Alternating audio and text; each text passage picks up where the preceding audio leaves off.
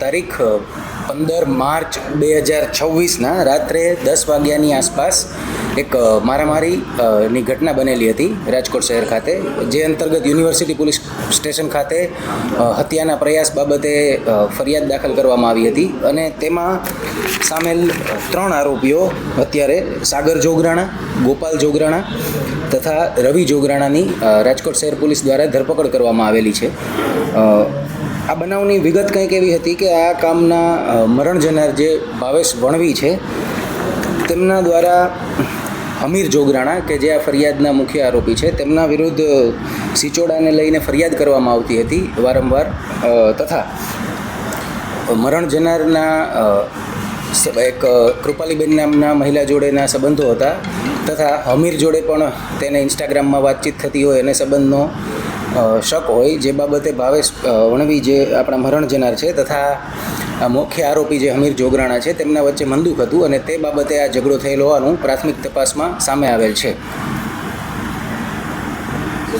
સમગ્ર ઘટનામાં બંનેમાં શું ગુનાહિત હશે? મરણ જનાર અને આરોપી બંને આ કામે જે આપણે 3 આરોપીની અટક કરેલી છે, સાગર જોગરાણા, ગોપાલ જોગરાણા તથા રવિ જોગરાણા, તેમના વિરુદ્ધ કોઈ ગુનાહિત ઇતિહાસ નથી જણાઈ આવેલો, પરંતુ આ કામના જે મરણ જનાર છે ભાવેશભાઈ વણવી તેમના વિરુદ્ધ ભૂતકાળના 8 ગુનાઓ છે, મારામારી, રાયોટિંગ, ધમકી તથા પ્રોહિબિશન જેવા હેડ હેઠળના, અને તેમની પાસા હેઠળ અટકાયત પણ થઈ ચૂકેલી છે.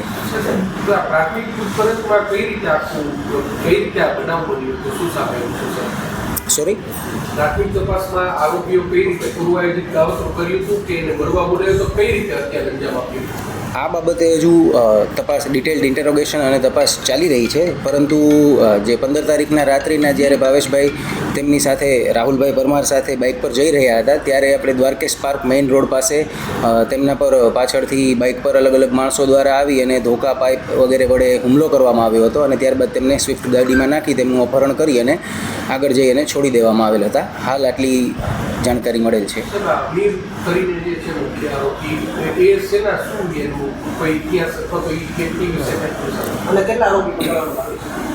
હમીર જોગરાણા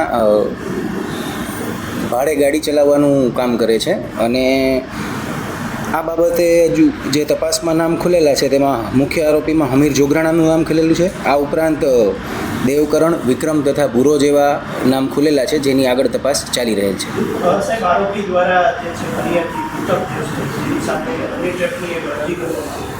જી, યુનિવર્સિટી પોલીસ સ્ટેશન ખાતે એક અરજી કરેલી હતી, જેમાં અમે વિગત જણાવી એ રીતે જ કે કૃપાલીબેન અને ભાવેશ વણવી વચ્ચેના જે સંબંધો હોય તેના આધારે તેમને હની ટ્રેપની ધમકી પણ આપવામાં આવેલી હતી, જે બાબતે હમીર જોગરાણા દ્વારા અરજી દાખલ કરવામાં આવેલી હતી.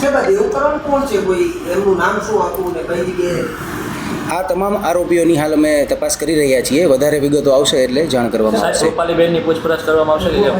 તપાસમાં તમામ સંડોવાયેલા વ્યક્તિઓ જેમના નામ ખુલશે એ તમામ તપાસ કરવામાં આવશે.